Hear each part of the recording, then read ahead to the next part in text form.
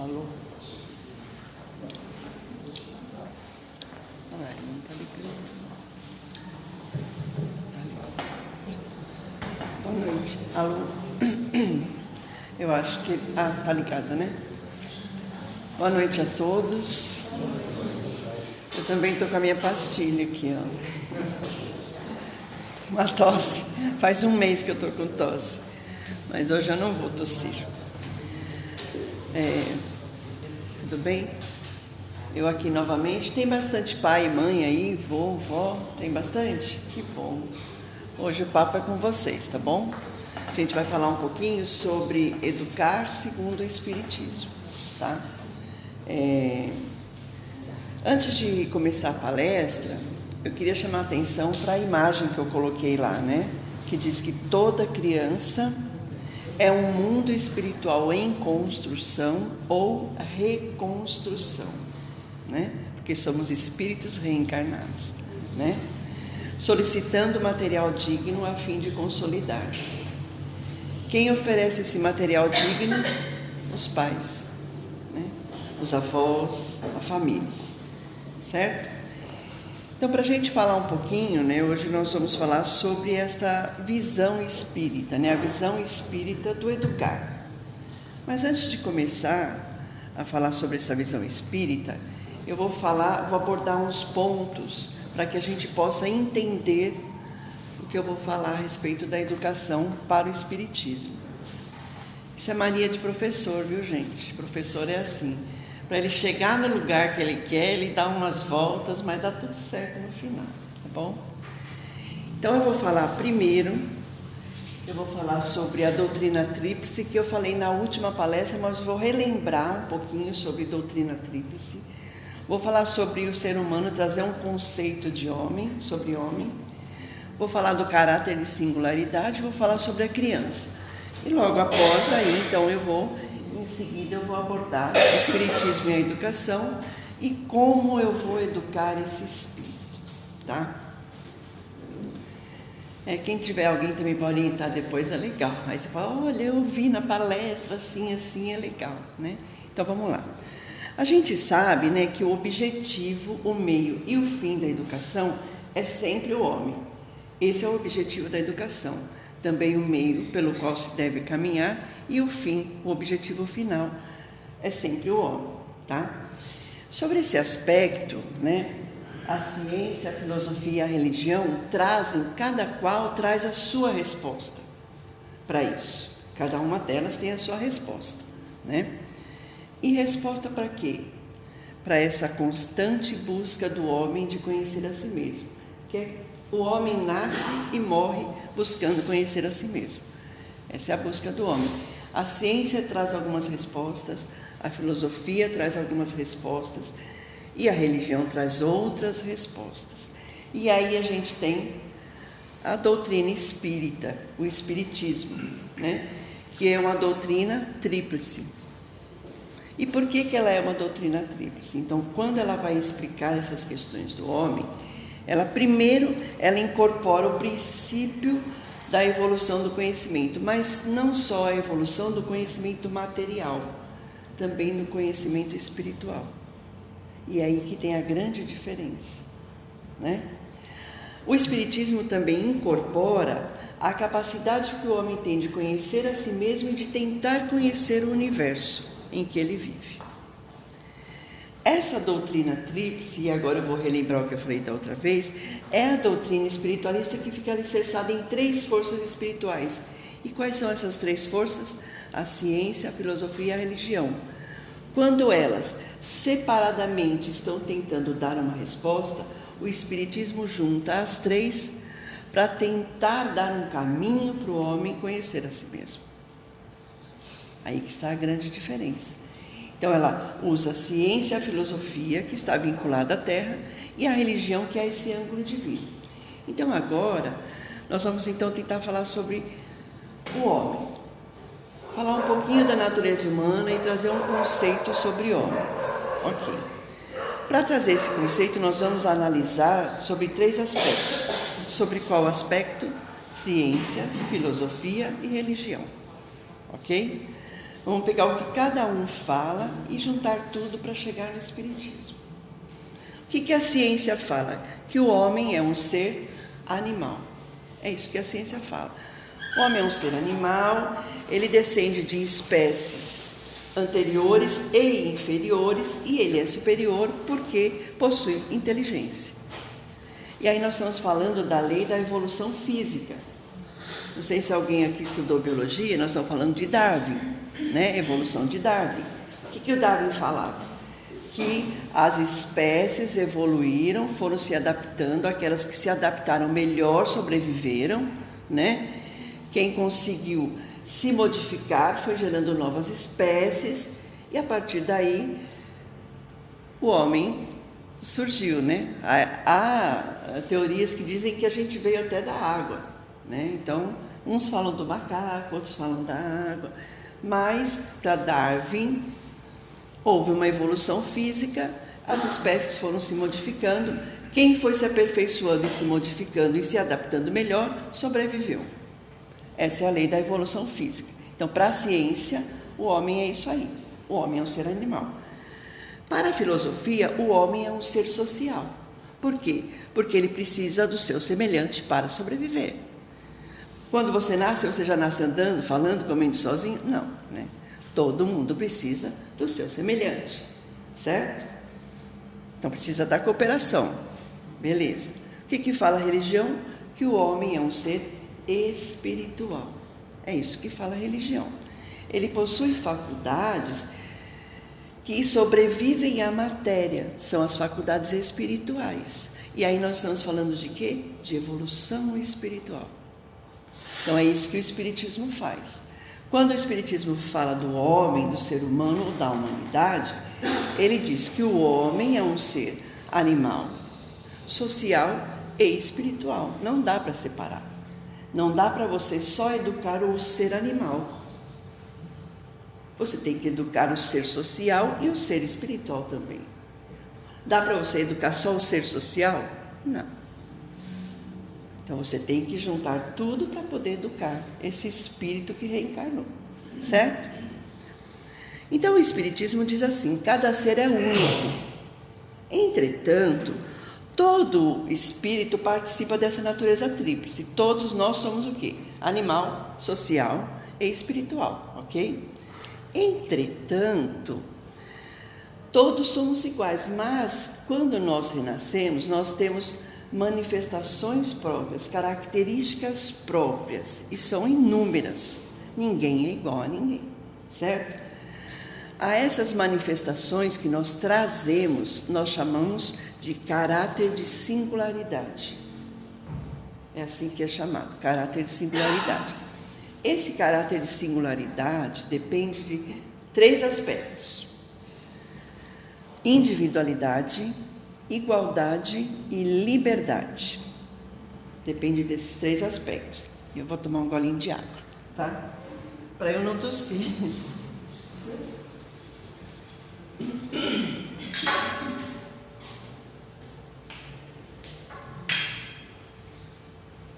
Continuando. Então, o que seria a individualidade? E agora nós estamos falando assim, a visão espiritual, tá? A visão espírita de tudo isso daí que nós estamos falando. O que é a individualidade? Individualidade é o princípio que sobrevive à matéria. É o princípio sujeito à evolução. Então, nós estamos falando de quê?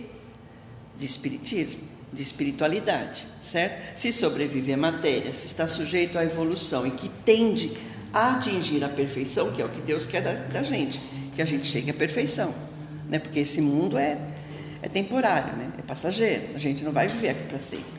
Deus quer que a gente progrida, cresça, evolua para chegar à perfeição. Então, este é o princípio da individualidade. Todos nós temos, certo? O outro aspecto é a igualdade. Todos nós somos iguais porque todos somos filhos do mesmo Pai. Mas somos diferentes por causa de quê? Da individualidade. Desse princípio que sobrevive à matéria e que diferencia um do outro.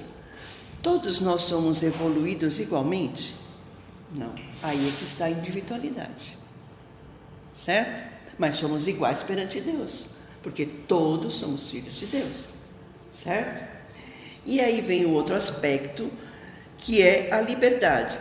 Todos nós temos liberdade, todos temos livre-arbítrio, temos liberdade de escolher, ok? Mas nós somos livres totalmente para fugir ou escapar das leis divinas? Não. Ficamos livres das consequências das nossas ações? Não. É a lei de ação e reação, causa e efeito, né? Causa e consequência, tem vários nomes, mas é a lei de causa e consequência. Se você faz, depois você vai colher. O que você planta, você colhe. Não é isso que Jesus fala? Então, o caráter de singularidade de cada espírito está baseado nesses três aspectos: na própria individualidade, na sua igualdade perante os outros irmãos e na sua liberdade, no seu livre-arbítrio, na liberdade de escolha. Ok? Tudo bem até aqui? Ok. Então vamos lá. Mas e a criança? Também é assim? Também participa disso? Eu creio que sim, né? Mas eu já ouvi muita gente falando: não, ele não entende nada, é uma criança. Doce ilusão, né? Para nós que somos espíritos, né? Claro que a criança entende. Porque não é a criança, é o espírito que está na criança que entende, né? Ele sente tudo. Então, a gente precisa, antes de qualquer coisa, entender que a criança é um espírito encarnado. E que esse espírito encarnado que veio como seu filho ou seu neto, ele pode ser muito mais velho do que você. Ele pode ter vivido muito mais do que você. Você pode ter vivido 300 anos e ele 500. Né? Então, primeiro você precisa entender que aquele corpo é de criança, mas o espírito é velho. É um espírito que tem séculos de experiência. É um espírito de experiências seculares. Ele pode ter séculos de experiência. E ele traz com ele o quê? Características individuais, como nós também temos as nossas. E isso nós chamamos de tendências inatas. Essas tendências, quando o espírito reencarna, elas ficam momentaneamente adormecidas. Para quê? Para que você possa educar esse espírito. Já pensou? Todo mundo acredita, né, que recebeu o seu filho, o seu neto lá das zonas superiores, né? Quando percebe, ele veio do umbral, né? Porque é difícil, né? Oh, coisa, né? Então, a gente precisa entender que esse espírito reencarnado traz as suas tendências de vidas passadas. Ele já nasce com elas. Elas ficam momentaneamente adormecidas para que você possa educar esse espírito para uma nova vida. Quando essa criança, esse espírito reencarna, né, ele também vai formar uma nova personalidade. Mas isso é de uma vez só? Não. Ele vai ter um despertamento gradativo. Gradativamente, ele vai criando uma nova personalidade. Um novo mundo espiritual que está em reconstrução. Por isso que eu chamei a atenção para aquela imagem, né? Porque é um mundo espiritual em reconstrução. Então ele vai criar uma nova personalidade, um novo despertar espiritual. Esse espírito também que renasce, ele está condicionado a um desenvolvimento biológico. Por isso que a gente não pode esquecer que ele é um ser animal, como a ciência diz. Ele precisa se desenvolver fisicamente também, biologicamente, porque ele está crescendo num corpo material. Você está educando o espírito, mas o que desenvolve aqui é o corpo material. Ele precisa desse corpo para cumprir a sua missão, né? Esse espírito também, o Kardec diz, e isso é muito importante, porque se não fosse assim, eu acho que seria um pouco difícil da gente amar. O Kardec diz que o espírito nasce com essa roupagem da inocência, com uma bondade natural. Eu sempre falo isso daí, ninguém nasce mal. Todo mundo, todo bebê é bom. ele aprende a ficar mal depois, né? Então, toda criança nasce com essa bondade natural, com essa roupagem da inocência, para que seus pais e sua família consigam amar esse espírito. Por quê? Porque nem todos os renascimentos são vínculos de amor, pode ser vínculo de resgate, vínculo de ódio, e a gente sabe disso. A gente pode receber na nossa família alguém que te assassinou numa vida passada, e você pode ter um vínculo de ódio com ele. Então, por que a criança nasce com essa inocência, com essa beleza tão grande? Para que a gente consiga amar de uma forma diferente, né? Para depois conseguir educar esse espírito. Bom, então vamos agora para o nosso ponto de educação e espiritismo. Para a gente falar de educação e espiritismo, antes eu vou citar algumas frases que eu achei assim muito bonitas, né? E vai conseguir levar a gente para o que eu quero conversar com vocês sobre educação. Então vamos lá. O Herculano Pires disse o seguinte: a educação depende do conhecimento menor ou maior do educador, essa educação que ele possua de si mesmo. Então, o que a gente tem visto ultimamente é que tem muita gente querendo educar o outro, mas não consegue se educar ou conhecer a si mesmo. Isso é muito difícil. Então, Herculano Pires, né, no livro Pedagogia Espírita, diz: você primeiro precisa se conhecer e se educar, para depois você educar o outro. Então, ele diz: a educação começa com conhecer a si mesmo, aí depois você educa o outro. Esse é o primeiro passo para você conseguir educar alguém, né? O Allan Kardec, no livro Obras Póstumas, também trouxe uma citação muito legal. Ele diz assim, ó: é pela educação, mais do que pela instrução, que se transformará a humanidade. Porque instruir é muito fácil. Até um ferro elétrico vem com manual de instrução. Você pega o manual de instrução, você lê e pronto. Passar instruções é muito fácil. O difícil é educar, né? Por quê? Porque é fácil você falar para a criança: não faça isso que não pode. Ué, mas você faz. Não é verdade? Né? E a criança está de olho, né? Então, instruir é mais fácil, educar é mais difícil. Mas só a educação pode transformar a humanidade. E lá em Provérbios tem um trechinho muito legal que diz assim: ensina a criança no caminho em que deve andar, e ainda quando for velho, não se desviará dele. Veja que lá na Bíblia, né, em Provérbios, ele não diz assim: ensina a criança no caminho que ele deve andar, não fala o caminho do bem. Porque tem muita gente ensinando o caminho do mal para as crianças, né? E aí quando fica adulto, fala: aí, tá vendo, tem que prender, tem que matar, né? Tem que ter pena de morte. Né? Mas quando tinha que ensinar lá no começo, não ensinou, né? Então, ensina a criança a caminhar no caminho do bem. Aí, quando ele for adulto, ele não vai se afastar desse caminho, né? Isso é educar. Né? Então, educação, segundo o Espiritismo, é o seguinte: é toda a influência exercida por um espírito sobre outro, no sentido de despertar um processo de evolução. Olha que interessante que diz aqui, que é toda a influência exercida. Então você educa mais quando você está influenciando o outro do que quando você fica falando um monte de regras.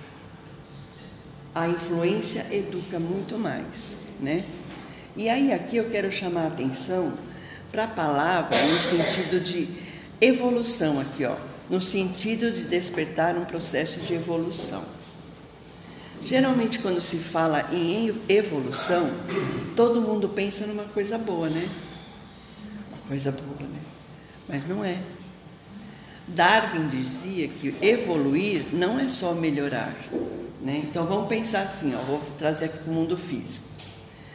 Você pega um pedaço de carne, pega um bife, põe num prato e deixa lá em cima da pia. Deixa ele lá. Deixa. Com o passar do tempo, ele vai mudar de estado. Ele vai entrar para o estado de putrefação. Ou seja, evoluir é mudar de um estado para outro. O bife melhorou? Não, mas ele evoluiu. Um ladrão de galinha, bem mequetrefe, assim, bem fuleirinho assim. Ladrão de galinha, só roubava galinha para comer. Aí ele começou a se aperfeiçoar nas suas técnicas. Ele evoluiu. Foi bom? Não, mas ele evoluiu, porque ele aperfeiçoou as técnicas. Então a questão aqui, quando se fala assim, ó, toda a influência exercida de um espírito sobre o outro no sentido de despertar um processo de evolução. Então é preciso tomar cuidado o exemplo ou a influência que você está exercendo sobre a criança e qual é o processo de evolução que você está despertando nele. Isso é muito importante, né? Porque você pode estar despertando um outro tipo de evolução nessa criança. A evolução para o mal, para a birra, para a teimosia, para o egoísmo, para o orgulho, não é? Tudo depende de quem está educando. Então, gente, educar para o bem, vamos dizer assim, para evoluir positivamente, vamos dizer assim, na doutrina espírita é o seguinte: primeiro, promover autonomamente o aprendizado moral e intelectual. Moral e intelectual, autonomamente, ou seja, criar nessa criança uma autonomia moral e intelectual. Ele precisa chegar no momento que ele tenha condições de falar assim, não, isso é errado, eu não posso fazer isso. Né?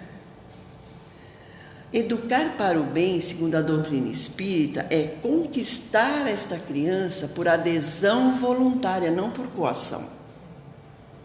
Para que ela queira realmente ter uma ação de aperfeiçoamento. Eu vou contar uma coisinha que aconteceu comigo essa semana. Na verdade, eu tenho uma filha que vai fazer 40 anos e ela é especial. Ela tem uma deficiência mental e é autista. Então, e eu tenho uma de 33, que é normal, mais ou menos, mas é normal. Vamos dizer assim, ela é normal. Não sei qual das duas dá mais trabalho, mas tudo bem. Essa minha filha de 33 anos tem um bebê, né, casada, tem um bebê, tem 4 anos, meu netinho, tem 4 anos. E desde que meu netinho nasceu, eu sempre falei para minha filha assim, olha, Nath, eu vou te ajudar com o Ícaro, né? Ela é casada, tudo mais, sempre que você precisar, eu te ajudo e tal, mas eu vou educá-lo como eu eduquei vocês, tudo bem? Ela, não, mãe, tudo bem, que isso, né? Beleza. E essa semana, eu fui à padaria e meu netinho quis ir comigo. Posso ir com você, vovó? Pode, vamos com a vovó, que isso. Aí chegamos na padaria. E aí, ele, vó, você compra um Gatorade para mim? Compro, claro que eu compro. Bom, eu vou comprar as coisas que eu preciso e eu vejo o dinheiro que eu tenho e aí eu compro. É lógico que eu tinha dinheiro para comprar, mas eu não podia dizer para ele, vai, escolhe o que você quer, que eu te dou tudo, né? Não é assim que funciona, né? E aí ele foi lá, não tem Gatorade, vovó. Ah, pega um suco, pode ser um suco? Pode. Posso pegar 2? Aí eu perguntei para a moça, quanto que é o suco? Ah, o suco é no preço do Gatorade, então você pode pegar 2. E aí ele pegou um de morango e um de uva. Aí a hora que a gente chegou no caixa, ele viu o Kinder Ovo, que é caríssimo, né? Aí ele quis um Kinder Ovo. E aí o que a vovó fez? Bom, meu filho, se você quer o Kinder Ovo, você tem que devolver um suco. Por quê, vovó? Porque não dá para a gente comprar os 2. Você devolve um suco e você leva o Kinder e um suco. Escolha qual você gosta mais. Mas eu gosto dos 2. Eu sei, meu amor, só que não dá para a vovó comprar. Dava para eu comprar, mas eu não comprei. Então, você conquistar... Aí ele olhou e falou, então eu vou ficar com o de morango, tá bom? Tá bom, então vai até a geladeira e devolva o de uva. Tá bom, foi lá, devolveu, voltou, compramos o Kinder e o suco e tudo maravilha. Ele saiu feliz da vida. Então, conquistar por adesão voluntária é você trazer essa criança para que ela consiga ter uma ação de aperfeiçoamento. O que eu estava dando para essa criança? Para que ele se tornasse uma criança menos egoísta, né? Para que ele entendesse que tudo realmente precisa, né, ser controlado. Não dá para a gente querer tudo que a gente, né?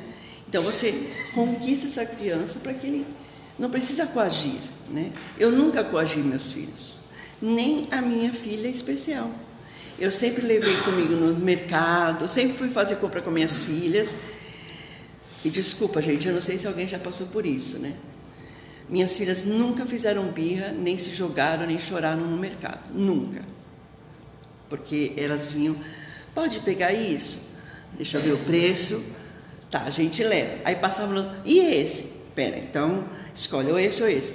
Aí no final a gente chegava com uma coisa só, cada uma enchia o carrinho, mas chegava com uma coisa só, porque eu ia trocando. Então a gente precisa realmente fazer com que a criança comece a entender que ela precisa decidir um pouco, né? Não adianta a gente falar, é criança, não sabe nada. Sabe muito. Então, educar para o bem também não dá para ver lá, né? Elevar, estimular essa criança na busca da sua perfeição, despertar essa consciência. E aí, com isso, você vai possibilitar o progresso integral desse ser. O que é fazer com que essa criança cresça integralmente? Animal, social e espiritual. Ele tem que crescer fisicamente, tem que crescer socialmente e tem que crescer espiritualmente.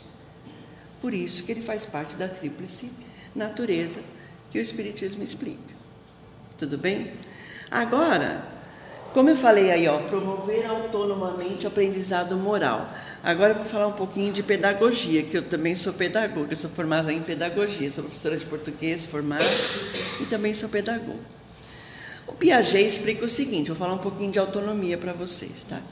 O Piaget explica o seguinte, que o desenvolvimento da criança ocorre da seguinte forma. Então, nos 5 ou 6 anos é a fase da anomia. Nomia significa normas, regras. Não. Então, sem regras. A anomia, até os 6 anos, então, ele entende as regras? Não. Não adianta você falar para ele. Ele não entende. Ele vai que nem vaquinha. Ele vai porque ele está imitando. Então, ele não entende. Dos 6 anos aos 10 é a fase da heteronomia. Nomia, normas, regras. Hétero, homem. Então, a regra vem de quem? Do homem, do outro, certo? E depois dos 10, 11 anos para frente, a fase de autonomia. Auto, si próprio. Nomia, normas por si próprio. Ok? Então, quando que essa criança vai entender o que vocês estão falando? Depois dos 10 anos. Não adianta você gritar, você falar, você... Não vai adiantar. Porque até então você tem que ser o que para ele? Exemplo, influência positiva. Olha, você não pode fazer isso, porque é errado, bebê. Aí a criança fica assim de 5 anos olhando para você. Mas o que significa errado? Ele não sabe, ele não tem discernimento, né? Então vamos lá. Então de 5 ou 6 anos, ele só faz as regras por causa da necessidade básica. Se você não ficar quietinho, você não vai comer. Necessidade básica, precisa ficar quietinho para comer. Pronto. Por isso que ele te obedece. Porque ele sabe que se ele não ficar quietinho, ele não vai comer, né? Então, ele obedece a regra mais pelo hábito, não por uma consequência do que é certo ou errado. Depois de 6 a 10 anos, ele sabe que a regra vem do outro, porque ele sabe que é superior a ele. Esse cara manda em mim, então eu tenho que obedecer. A relação aí é só de obediência, não é de entendimento. Ele não sabe reavaliar a regra a partir de um contexto ou de uma situação. Ele não consegue avaliar ainda. Por isso que muitas crianças são sequestradas, porque elas não entendem o contexto ainda. Então, eles não conseguem, né? Aí, a partir dos 10, 11 anos, ele já consegue julgar, já consegue decidir, né, o que é melhor para si. Não que eles façam certo, viu, gente? Eu não estou falando que estão fazendo certo. Estão decidindo certo. mas eles já conseguem avaliar a regra, já conseguem pensar se as regras que estão sendo estabelecidas se estão realmente justas, se são boas, se ele deve seguir ou não, tá? Tudo bem? Agora vou voltar para o Espiritismo. Aqui falar um pouquinho de pedagogia, porque fala em autonomia. Oi? Se tiver um contexto, eu já ouvi bastante em palestra, professor, algumas coisas, fala que forma a personalidade da criança até 5 anos, alguma coisa assim. É isso, está dentro da primeira etapa? Como é que, se tiver um contexto?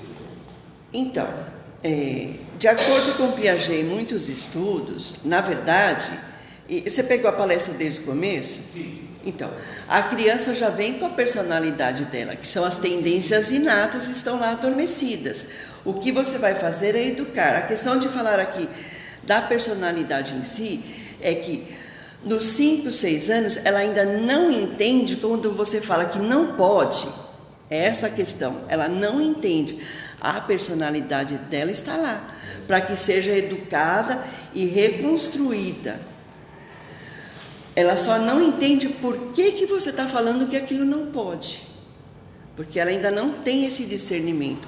A criança começa a ter discernimento a partir dos 10 anos. Mas você está falando que a criança sabe, lógico que ela sabe. Não é que de 6 a 10 anos ela não vai entender nada. Antes ela obedece às regras, ela obedece o que está superior a ela. Mas ela não faz por conta própria. Eu não vou fazer isso porque isso é errado. Eu não vou seguir essa norma de conduta porque essa norma está errada. Eu vou seguir essa norma de conduta porque isso é o certo. É só a partir dos 10 anos que ela tem essa autonomia de pensamento. Respondi? Legal. Então vamos lá. E aí, a partir dessa questão aí de normas, de regras e de leis, o Livro dos Espíritos traz uma questão muito interessante, gente. Mas eu fiquei assim, falei, gente, que legal, né? E sabe que a gente precisa pensar? Que a obra de Kardec foi escrita há 200 anos. Sabe o que é 200 anos? E aí eu vou mostrar essa pergunta e vocês vão falar assim, nossa, ele está falando de hoje? Então a pergunta diz assim, a severidade das leis penais não é uma necessidade no estado atual da sociedade? Parece que está falando de agora, porque a sociedade de hoje está difícil, né? Mas as leis já foram piores, muito piores, né? Então, o Livro dos Espíritos responderam então para Kardec assim, uma sociedade depravada, certamente que tem necessidade de leis mais severas, com certeza. Tudo bem. Aí ele continuou respondendo, infelizmente, essas leis se interessam mais em punir o mal depois de feito, não de secar a fonte do mal. E aí que está o problema. É a mesma coisa que uma criança, você não ensina a criança que ela não pode se dependurar na cortina. E aí ela se dependura e você vai lá e dá uns tapefes e fala, não pode. Mas você ensinou a criança, numa primeira vez, que ela não podia, porque era perigoso, porque tal, entendeu? Aí é que está a questão. Não adianta punir o mal depois de feito, se você não secou essa fonte do mal. E aí a resposta continua, somente a educação pode reformar os homens. E aí não vai ter mais necessidade de lei rigorosa. Se você reforma, se você reeduca, se você põe no caminho do bem, não vai precisar de lei rigorosa. O problema é que está difícil, né? De as pessoas colocarem as crianças no caminho do bem. O que mais tem visto é o contrário, né? A gente tem visto crianças sendo assim muito mal educadas e depois chama a criança de mal educada, mas foi você que me educou, não é verdade? Aí chama a criança de mal educada. Quem aqui, né, foi o material, né? E agora, então, vamos lá. Como educar esse espírito? Então, como que eu vou educar esse espírito que chega para mim, que pode ser um espírito de vínculo, de resgate, de ódio, de amor, né? Como que eu vou educar esse espírito? Primeira coisa, não podemos esquecer que essa criança também possui o caráter de singularidade. Ela também tem manifestações próprias, ela também tem vontades, ela também tem desejos, ela tem tendências inatas. É como eu sempre... não é que eu discuto, mas eu tenho assim meio que... O meu genro torce o nariz comigo, né? Porque eu nunca obriguei minhas filhas a comer. Olha, a comida está aqui, fiz com todo amor. Olha, tem isso, isso, isso. Ah, mas eu não gosto, eu não vou comer. Tá bom, então não como. Precisa comer. E o meu genro quer que o meu neto coma de qualquer jeito. E eu falo assim, mas ele não gosta disso. Ah, mas tem que aprender a comer. Tá, então eu vou pôr uma coisa aqui que você não gosta e você tem que comer. Então, precisa entender que essa criança é um espírito reencarnado que traz manifestações próprias. Então, pode ser que ele não goste, que ele não queira comer aquilo. Pode ser que ele não goste de andar em roda gigante. Para que você vai obrigar a criança a andar numa roda gigante e ela sobe na roda gigante e fica chorando? E aí tem um trauma pro resto da vida. Eu tenho trauma pro resto da vida. Eu não ando em roda gigante porque me obrigaram a andar em roda gigante quando eu era criança. Então, precisa, primeira coisa, entender isso. Que a criança tem o seu caráter de singularidade. Ela tem as suas características, suas tendências que vieram de vidas passadas. Primeira coisa. E aí, como que eu posso educar? Eu diria, como você deve educar. Vamos lá. Primeiro, você precisa familiarizar a criança com a organização social em que ela está inserida. E eu não estou falando só de macro, estou falando de micro, porque a família também é uma organização social. A escola é uma organização social. A igreja é uma organização social. Tudo é. Então, o mundo, né, é um macro, mas também existe o micro. Então, você precisa familiarizar a criança com essa micro-organização. Aí eu vou contar uma outra coisinha, acho que dá tempo. Como eu disse, eu tenho uma filha especial, ela vai fazer 40 anos, mas eu já passei por cada situação de estar com ela nos lugares, porque eu nunca escondi minha filha, de crianças que chegavam perto e tinham medo. E minha outra filha, que é normal, ela chegava para as crianças e falava assim, o que é que você está olhando? Falava para o outro. Porque para minha filha, normal, a irmã dela era normal. Era normal conviver com uma pessoa daquele jeito. Mas para os outros não. Então é preciso trazer essa criança, familiarizar com o que ela vai passar fora de casa. Não só dentro, mas fora também.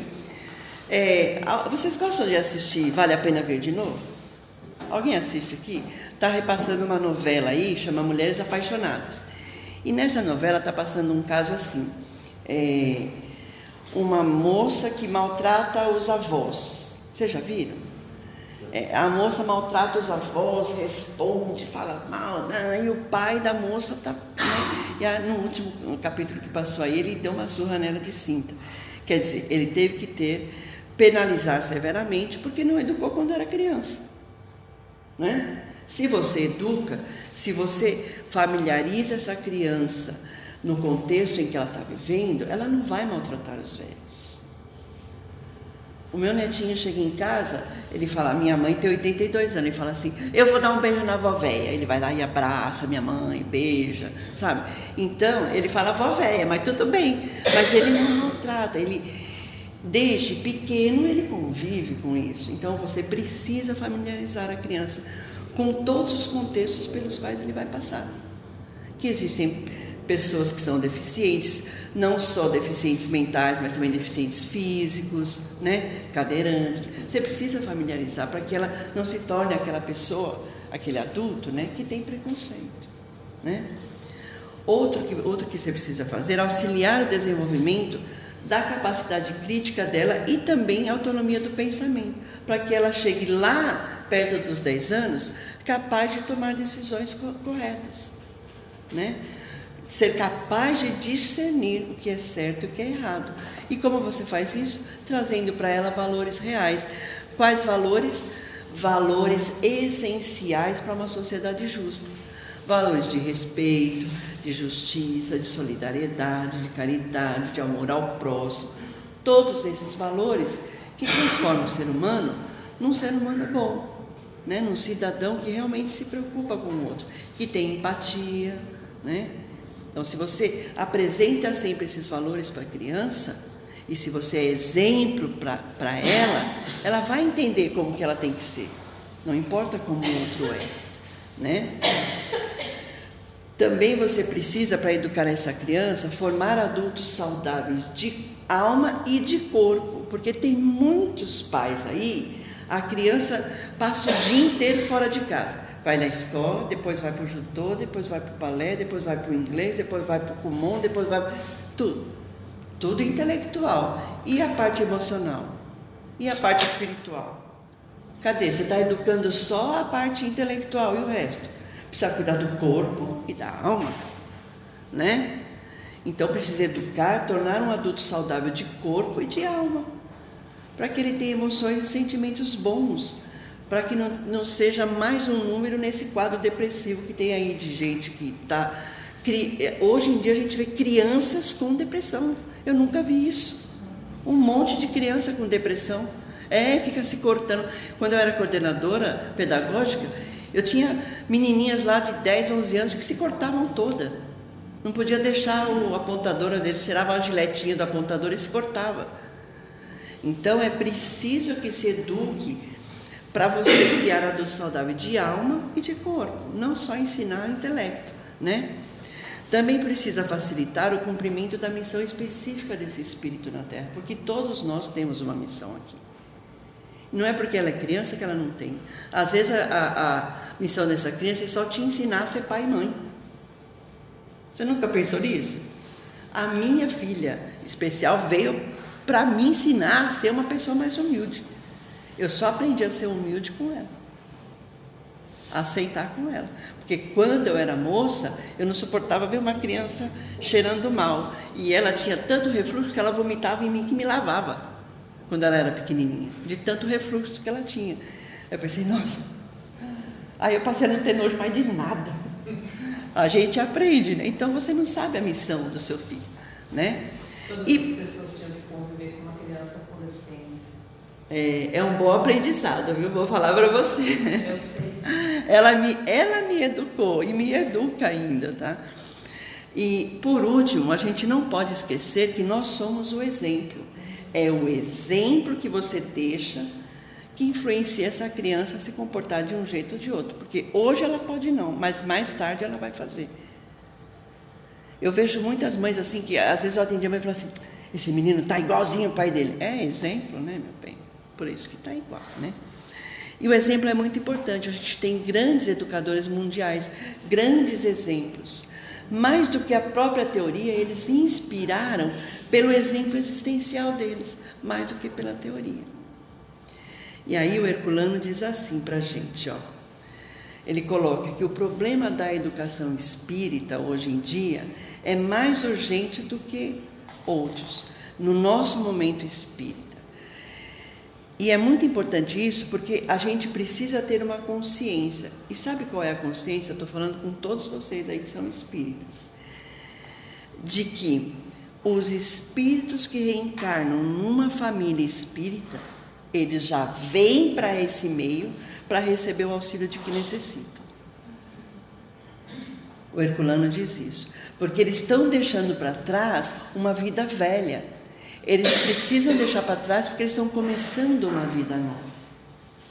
E por que ele reencarnou numa família espírita? Para que ele possa receber o auxílio necessário. Principalmente se ele veio lá do Vale dos Suicidas. Já pensou se vocês receberam um suicida? Vocês não sabem o problemão. Então, tem que, né, ter força, né? Então, para resumir, ó, vamos cair certinho no horário que a gente queria. Então, na visão espírita, cabe aos responsáveis pela educação dessa nova vida o seguinte: primeiro, fortalecer e ampliar as boas tendências do espírito. E como você faz isso? Corrigindo as más tendências. Como você fortalece o bom? Corrigindo o mal. Como você acaba com a escuridão? Pondo luz. Não é isso? Então, combater a avareza, o egoísmo, o orgulho. O que eu vejo de criança egoísta hoje em dia, o meu netinho às vezes olha para mim assim, porque tudo ele tem que dividir com a tia Ju. Ele vai comer um docinho, dá um pedacinho para a tia Ju, uma balinha, dá uma... E agora, isso foi no começo, agora tudo, ele já chega e fala, tia Ju, olha, minha mãe comprou, eu trouxe um para você. Tudo ele quer dividir. E na escola, a própria professora já falou, ele é o que divide tudo com todo mundo. Brinquedo, tudo. Ele não se importa. Então você precisa, porque tem muita criança hoje em dia orgulhosa, egoísta, desonesta. Tem criança desonesta. Pode falar.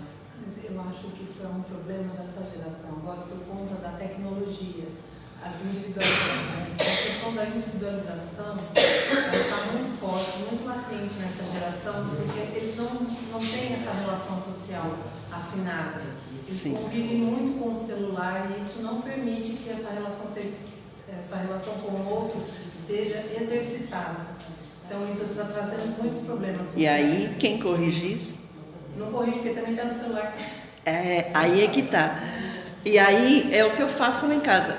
Quando o meu neto está no celular, eu falo assim, por que você está no celular? Ah, tô vendo. Não, mas vem aqui que eu quero conversar uma coisa com você. Eu vivo dando livrinhos para o meu neto. E quando a minha filha está no celular, eu pergunto para ela, por que você está no celular? E a minha filha tem 33 anos. As pessoas mandam mensagem dentro de casa. É isso que eu estou falando. Que foi a primeira coisa que eu falei, que lá o Eclânio falou assim, primeiro você precisa se conhecer e se educar, para poder educar o outro, senão você não consegue, né? Outro que precisa ser feito é direcionar sempre o seu caráter para o bem. Ninguém nasce mal, é preciso direcionar, né? Promover o esforço para conquistar virtudes, esses hábitos do dia a dia que ele vai aprendendo. Olha, vocês já viram as crianças lá da China, do Japão, como é na escola? Eles arrumam toda a sala, né, tudo. Então, lá em casa também a gente faz isso, né? O meu netinho às vezes deixa e fala assim, ué, você achou esse copo aí? Eu falo para ele, não, onde estava? Ah, tá, então pega e põe no lugar. Usou? Aonde foi? Põe dentro da pia, depois a gente lava. Então, é a gente que vai dando esses hábitos, esses bons hábitos para a criança, né? E, por último, não pode esquecer de ampliar os horizontes intelectuais, porque ele está no mundo terreno. Então, ele precisa também desenvolver intelectualmente. E agora, para finalizar, o Evangelho Espírita traz no capítulo 14 algumas instruções. E aqui eu vou ler para vocês, gostaria que vocês prestassem atenção. É tipo quase uma oração, tá? Mas... conforme eu for lendo, vão refletindo, porque eu quando li a primeira vez, depois a segunda, eu até chorei. Mas vamos lá. Ele diz assim, ó espíritas, compreendei hoje o grande papel da humanidade. Compreendei que quando produzis um corpo, a alma que nele se encarna vem do espaço para progredir. Sabei vossos deveres e colocai todo o vosso amor em aproximar essa alma de Deus. Vocês estão aproximando o seu filho de Deus? É a missão que vos está confiada e da qual recebereis a recompensa se a cumprides fielmente. Essa é a missão que ele dá para os pais, né? Aí ele continua, vossos cuidados, a educação que lhe derdes, ajudarão seu aperfeiçoamento e seu bem-estar futuro. O que ele aprender e melhorar agora vai auxiliá-lo numa vida futura, numa próxima encarnação, né? Aí ele diz assim, pensai que a cada pai e a cada mãe Deus perguntará, que fizeste do filho confiado à vossa guarda? Já pensou você chegando lá em cima e Deus pergunta assim, viu, o que você fez com aquele espírito que eu dei para você lá? Colocou no caminho do mal, né? Ah, tá bom, né? E aí, se ele permaneceu atrasado por vossa falta, vosso castigo será o de ver entre os espíritos sofredores, ao passo que dependia de vós tê-lo feito feliz. E a gente é feliz quando? Quando a gente caminha no bem. Ninguém é feliz fazendo mal para o outro. Não existe felicidade no mal, né? E aí termina assim, eu pulei uma parte e termina assim: a tarefa não é tão difícil como poderíeis crer. Não exige o saber do mundo. O ignorante, como o sábio, a pode cumprir. E o Espiritismo veio facilitá-la, em fazendo conhecer a causa das imperfeições do coração humano. Então, a tarefa não é difícil. Ninguém precisa ser doutorando em pedagogia para educar ninguém. Existem pessoas simples e humildes que nem fizeram. A minha avó não fez nem, só fez o primeiro ano primário. E a minha avó era uma santinha. Ela nunca levantou a voz para a gente, ela educava pelo exemplo. Então não precisa ser doutorando em pedagogia para educar. Basta você fazer feliz, aproximar de Deus, pôr no caminho do bem, que você vai estar sendo exemplo para essa criança. Ok, gente? Muito obrigada, agradeço imensamente a oportunidade, espero ter, de alguma forma, trazido algo de bom para vocês. Muito obrigada.